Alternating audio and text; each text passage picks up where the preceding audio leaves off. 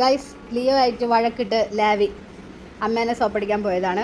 Actually ഞാനും ലിയോയും രോഹിത്തും കൂടി ഇവിടെ ഇങ്ങനെ ഇരുന്ന് കഥയൊക്കെ പറഞ്ഞ് കാറ്റൊക്കെ കൊണ്ടിരിക്കുകയായിരുന്നു. അത് ലാവിക്ക് അത്ര ഇഷ്ടപ്പെട്ടില്ല. അപ്പോൾ ലാവി അങ്ങ് പോയി അമ്മേൻ്റെ അടുത്തോട്ട്. നീ വരുന്നുണ്ടോ ലാവി? വരുന്നുണ്ടോ? ഞങ്ങളടുത്ത് വരണമെന്നുണ്ട്, പക്ഷേ അഭിമാനം സമ്മതിക്കുന്നില്ല. ലാവി നീ വരുന്നുണ്ടോ? ഓ, ഇപ്പൊ അമ്മ മതി, അമ്മ മതി.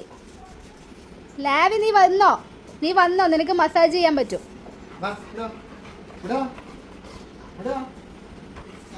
ഇല്ല, വരൂല. ആ അതിർത്തി വരെ വരുള്ളൂ, ഇങ്ങോട്ട് വരില്ല. അതാ ബോള് കളഞ്ഞു. അയ്യോടാ.